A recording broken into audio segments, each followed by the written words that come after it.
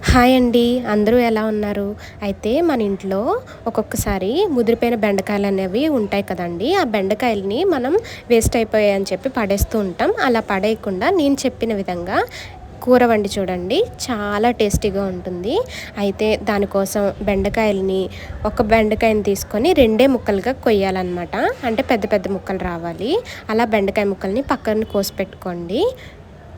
ఇంకా మనం చేసే వంట వచ్చేసి బెండకాయ పచ్చిరొయ్యలనమాట. ఈ కూరకు కావాల్సిన పదార్థాలు వచ్చేసి బెండకాయలు, ఉల్లిపాయలు, పచ్చిమిర్చి, కరివేపాకు, టమాటో ముక్కలు, చింతపండు పులుసు, రొయ్యలు, ఉప్పు, కారం, పసుపు, కొద్దిగా నూనె, కొత్తిమీర. ఈరోజు కూడా ఒక మంచి కథనైతే మీకు చెప్తానండి. దానికంటే ముందు ఈ కూర ఎలా వండుకోవాలో చెప్పేస్తాను. ముందుగా ఒక పాత్ర తీసుకొని అందులో కొంచెం నూనె వేసి, నూనె కాగాక సన్నగా తరిగిన ఉల్లిపాయలు, నిలువుగా చీల్చుకున్న పచ్చిమిర్చి, కరివేపాకు వేసి బాగా వేయించుకోవాలి. ఆ తర్వాత కాసేపు ఉప్పు, తర్వాత కొంచెం పసుపు వేసి బాగా వేయించుకోవాలి. తర్వాత అందులో టొమాటో ముక్కలు వేసి బాగా మగ్గించుకోవాలండి. బాగా మగ్గిన తర్వాత పచ్చిరొయ్యలు కూడా వేసుకొని బాగా వేయించుకోవాలి. తర్వాత బెండకాయ ముక్కలు కూడా వేసుకొని బాగా వేయించుకోవాలండి. అలా నూనెలో వేగిన తర్వాత కొద్దిగా కారం వేసుకొని అదే నూనెలో బాగా వేయించుకోవాలన్నమాట. గుర్తుపెట్టుకోండి, కారం వేసిన వెంటనే నీళ్ళు పోయొద్దు. అలా కాసేపు వేయించుకున్న తర్వాత అందులో కొంచెం నీళ్లు వేసుకొని కాసేపు ఉడకనివ్వాలండి. అలా ఉడికిన తర్వాత మళ్ళీ చింతపండు పులుపు కూడా వేసుకొని బాగా ఉడకనిచ్చుకోవాలి. లాస్ట్లో దించేసుకునే ముందు కొత్తిమీర కూడా వేసుకొని బాగా ఉడకనిచ్చుకోవాలండి. అంతేనండి, ఇంక స్టవ్ ఆఫ్ చేసేసుకోవడమే. చాలా టేస్టీగా ఉంటుంది కర్రీ అయితే. మీరు కూడా ఒకసారి ట్రై చేసి చూడండి. రెసిపీ నచ్చితే కింద కామెంట్ సెక్షన్లో కామెంట్ చేయండి. అయితే ఈరోజు కథ వచ్చేసి, అనగనగా ఒక గ్రామంలో ఒక రైతు ఉంటాడనమాట. ఆ రైతుకి ఒక ఎద్దు అనేది ఉండేది. ఆ ఎద్దు పొలం పనులన్నీ చాలా బాగా చేసేది. సో ఆ రైతు ఆ ఎద్దుని చాలా ప్రేమగా మంచిగా మేత వేసి బాగా చూసుకునేవాడు. రాను రాను ఆ ఎద్దు అనేది ముసలిదైపోయిందని చెప్పి ఆ రైతు బజారుకు వెళ్ళి ఒక కొత్త ఎద్దునైతే, వయసులో ఉన్న ఎద్దుని కొని తెచ్చుకుంటాడనమాట. ఆ వయసులో ఉన్న ఎద్దుకి బాగా తిండి పెట్టి బాగా మేపుతాడనమాట. ఆ ఎద్దు కూడా చాలా బాగా పనిచేస్తుంది.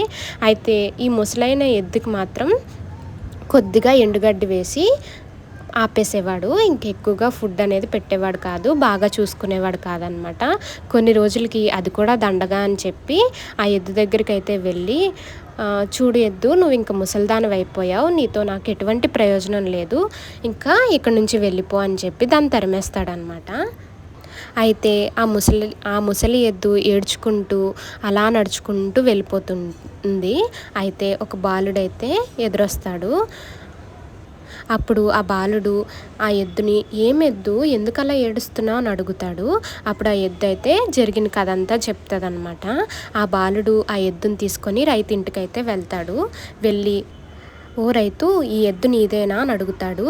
అప్పుడు ఆ రైతు అవును అని అంటే, ఈ ఎద్దుని నాకు అమ్మేసే, నేను నీకు 1000 వరహాలు ఇస్తాను అని అడుగుతాడు ఆ బాలుడు. అప్పుడు ఆ రైతు, ఎందుకు, అది ముసలిదైపోయింది, దానివల్ల ఎటువంటి ఉపయోగం లేదు అని చెప్తాడు.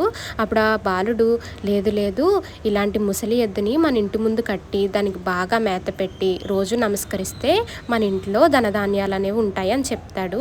అప్పుడు ఆ రైతు, ఇది నా ఎద్దు, నేను దీన్ని నమ్మను అని చెప్పి ఆ ఎద్దుని మళ్ళీ ఉంచుకొని ఇంటి ముందు కట్టి బాగా మేత పెట్టి రోజు నమస్కరిస్తాడు. ఆ సంవత్సరం వర్షాలు బాగా పడి పంటలు అనేవి చాలా బాగా పండుతాయి అన్నమాట. బాగా లాభాలు వస్తాయి.